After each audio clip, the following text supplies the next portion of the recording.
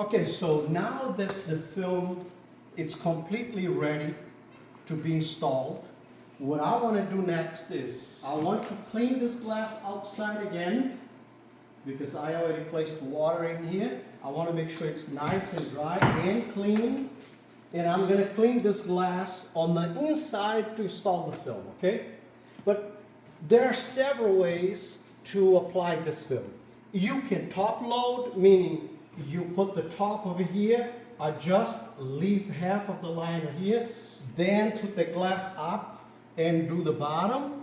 You can bottom load, removing the sweep, getting the sweep out of the way. That's called bottom loading.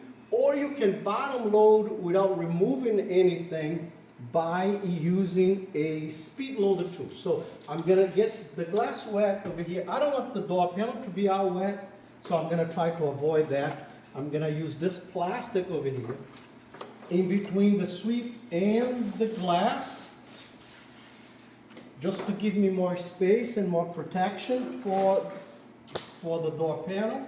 I don't want all of these electrical parts to be wet.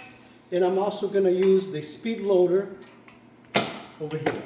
Now, what the speed loader will do is open a space in between the glass and the sweep so that I can put the film there, okay? I'm going to bring the glass up a little more.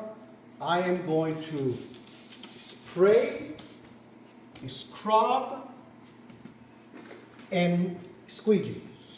So I'm going to clean the glass with the scrubbing. Now I'm going to put the glass all the way up so that I can scrub the bottom and remove any stickers. In this case, you can see that there is a little sticker over there, and I'm going to get rid of it. You don't want stickers behind your film because this sticker, it's cheap plastic and it's old here. Eventually it will fail and will ruin your job. So you don't want that to happen. So get rid of the stickers. So now that I spray scrubby, now I am going to squeegee. When I squeegee, I take all of the contamination that was on the glass, I take it away from the glass. And you can notice that I'm going in one direction with my squeegee. I am not going over there and coming back over here. I'm going in one direction.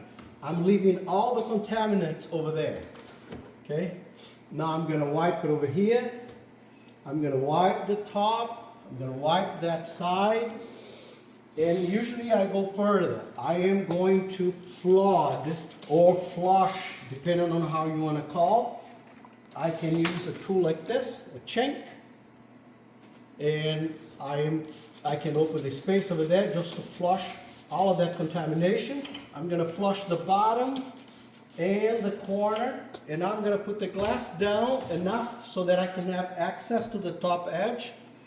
And again, I am going to clean the top edge by wiping it on the edges and clean the top.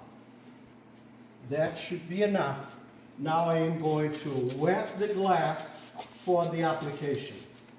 So I'm going to go back to the board.